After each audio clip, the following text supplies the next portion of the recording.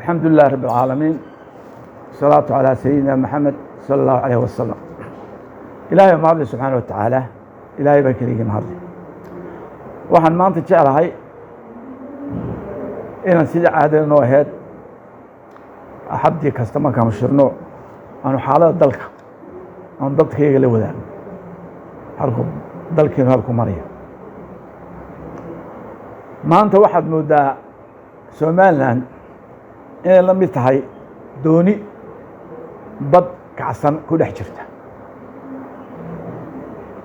kabtankeeduna aan wax cimrad amba xafrad aqoon uu kaga saaro aanu lahayn. waad aragtaan maanta dalkeena oo colaadi ku socoto oo gees kasta laynaga soo weeraray dibad iyo gudaba, in ilaa iyo intii go-aankii xaaraantaha ay soo saareen qaybtii Muuse Biixi commissionka uu dalka ku riday qalalaase iyo niyad-jab, in ummaddeeni ka soo jeesatay difaacii qaranka iyo xaaladii laascaanoodii lagu soo duulay ayay durbaankii dagaal sokeeye oo Soomaaliya ka dhaca la garaaciyo.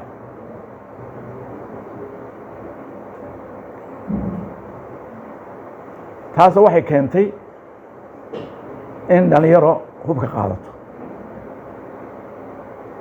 dhalinyarada hubka qaato horta waxaan leenahay xal maaha hub la qaato iyo dagaal la ridaa, xub maaha.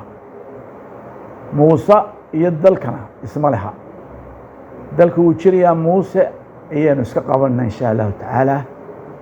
ee waxaan leeyahay hubka iska daaya, cagta dhig baan leeyahay. waxaan leeyahay in Muuse Biixina waxaan leeyahay ciidamada dhalinyartaa ka horgeysay ka soo qaad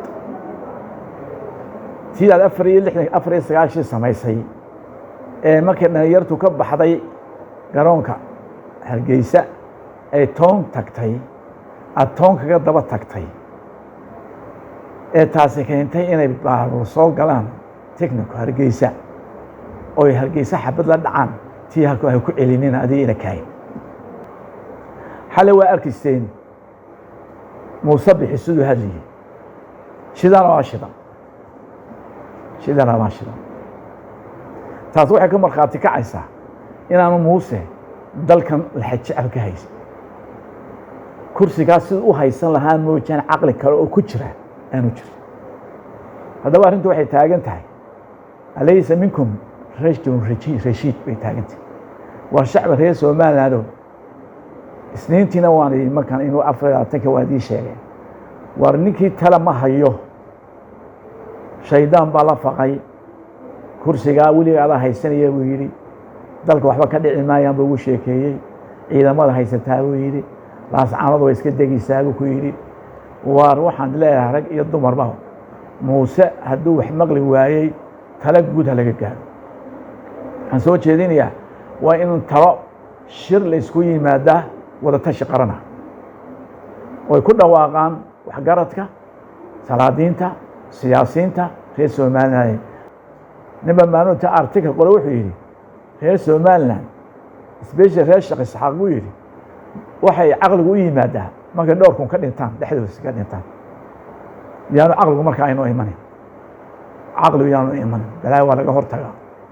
waxaan leeyahay dhalinyartaa buurta gashay iyo kuwa ku sii socdow jooga baan leeyahay, jooga. waxaan leeyahay dowladda ha ka soo qaada ciidamadaas. waxaa saddexaad waxaan leeyahay shir degdeg ah lagu dhawaaqo, shir degdeg ah oo badbaado qaran ah oo muuse laga badbaadinayo laga qaado. waxaan garaadyada sheegaya in laascaano waxaan leeyahay xabadda joojiya. ilaahay baa iska in badan meel kale tegi maayo, dhulka laynoo qaybini maayo. dad iswadhalaynu nahay, Somaliland baynu nahay. waa xaaraan in Somaliland la qaybiyaa. xabadda joojiya, wada hadal iyo nabad iskugu keenkeena. dhibaatada muuse ka tirsanaysa annagu waa ka tirsanayna.